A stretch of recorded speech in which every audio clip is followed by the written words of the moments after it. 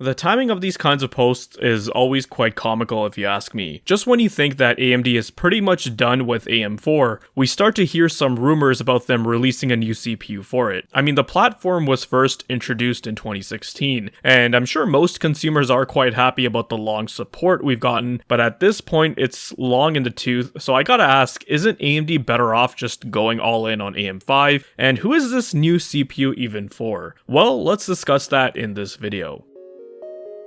Hey, if you enjoy content like this, drop a like, make sure to subscribe, and smash that bell so you never miss another video.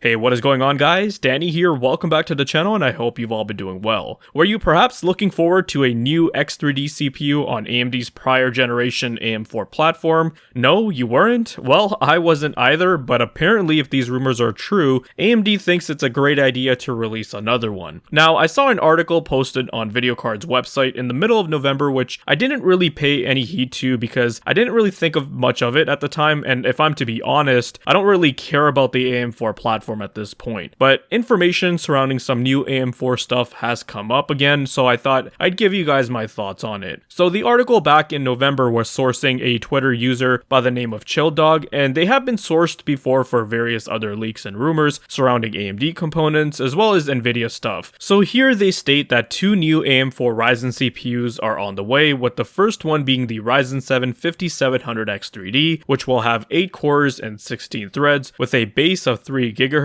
and a boost of up to 4.1 GHz. The second CPU is a Ryzen 5 5500X3D, a 6-core and 12-threaded part with a base of 3 GHz and a boost of up to 4 GHz. Both CPUs come with 96 MB of L3 cache, so the same as what you'd find on the Ryzen 7 5800X3D and Ryzen 5 5600X3D. Also, it's important to keep in mind that even though we have a 5600X3D now, it's only available as a Micro Center exclusive in the US, and I believe there's a few parts in China that sell it as well. Now, the other article that was recently posted a few days ago talks about another user from Twitter who mentioned some new APUs along with the 5700X3D. I'm not going to get into it about the APUs, that's a topic for a different video, and also with all these new Twitter leakers, you gotta take it with a grain of salt. But there is some credence here when two different sources are talking about the same thing, and VideoCards mentions that ChillDog is an insider with connections to MSI, so do with that what you will. So when it comes to this leak or rumor, I'm personally leaning towards the likelihood of this not happening, but then again, I was also wrong about the 5600X3D, partially wrong that is. So who knows what's really going to happen, but we'll go over some reasons and look at both sides. The reason why I think that a 5700X3D doesn't really make much sense in the market is because who is this product really for, and how does it fit in the current lineup? Where will it be priced? We know that the 5800X3D, which came out in April 2022, had an MSRP of $449, but obviously comparing to that would be a bit disingenuous because you have to look at what's going on today in the market. Hopping on over to newegg.com, and you can buy the Ryzen 7 5800X3D for $322, but I think it was quite a bit lower over the past few weeks with the Black Friday sales. Also, before we go any further, if you are in the market for a new system, you are not an existing AM4 user, then you do have better options like the 12700KF. This was dropped down to $200 for Black Friday, which I thought was an impeccable value, or you can get a 7800X3 as it's on the newer platform.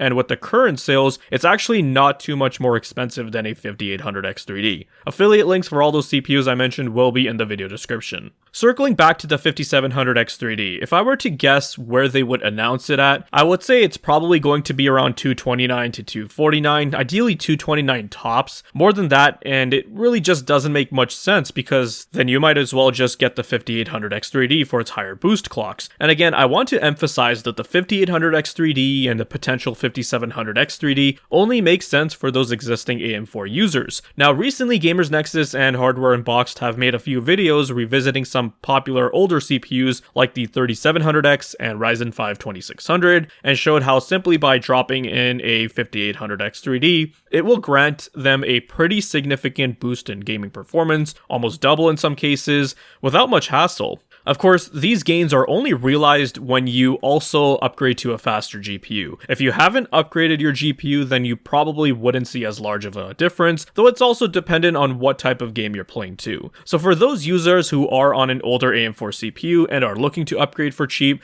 then that could be a viable option, especially for those who aren't living in the US and don't have a micro center nearby so they can't pick up a 5600 X3D. But at $230, I think this would make it fairly competitive with other parts around this segment. However, like I said, if there's already sales on newer, better parts like the 12700KF, you're just better off going there. But, it will allow for a cost-effective option for those that want to get 3D V-Cache, but don't want to spend around $300. Now, if you're on a Ryzen 5 2600 or even first gen Ryzen, then a 5600 at $130 doesn't seem like a bad deal either. Currently looking at top sellers in CPUs on websites like Newegg or Amazon, you can find that there's plenty of AM4 CPUs still selling and some who are holding the top spots, so it's definitely not a dead market, and for the reasons I mentioned earlier, plenty of previous gen Zen 1, Zen Plus, and Zen 2 owners are looking for cost-effective upgrade options. Now, another reason that I thought as to why this 5700 X3D even exists in the first place is due to bin sorting. Clearly, they're still producing these 5800 X3Ds, and some of them aren't going to make the cut when it comes to silicon quality. But if they still have fully working 8 cores but just can't reach the same boost clocks, then it makes sense to have a lower end SKU derived from it rather than just waste the silicon.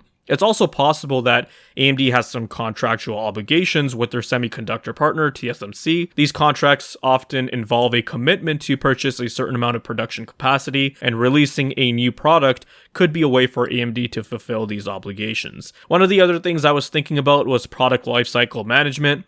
The release of a new product can also be part of AMD's product lifecycle strategy. By regularly releasing new products, AMD can keep their product lineup fresh and exciting, which can help drive sales and maintain interest in their brand, just to keep people in the media, reviewers, and consumers talking about it and generate hype. This is similar to what we were discussing with Nvidia and their RTX 40 Super Series that is rumored to be announced at CES. While it's not going to be anything crazy or substantial, it's just another quick way for them to garner some interest. Honestly, if they had released a Ryzen 9 5950 X3D, I probably would have been more interested in that. Right now in my personal rig, I'm still using a 5900X and have been thinking about upgrading to something a bit newer, but if they had released a 5950 X3D, I'd probably just throw that in there to hold me over for a while and see what Intel does with Arrow Lake or what AMD does with Zen 5. As for the 5700 X3D, like I said, I don't personally have any interest in it. We'll see what AMD prices it at, and that will either make or break this product. But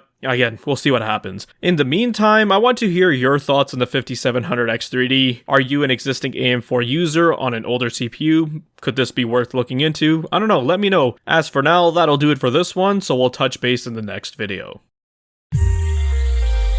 If you guys found this video to be informative and entertaining, then leave a like.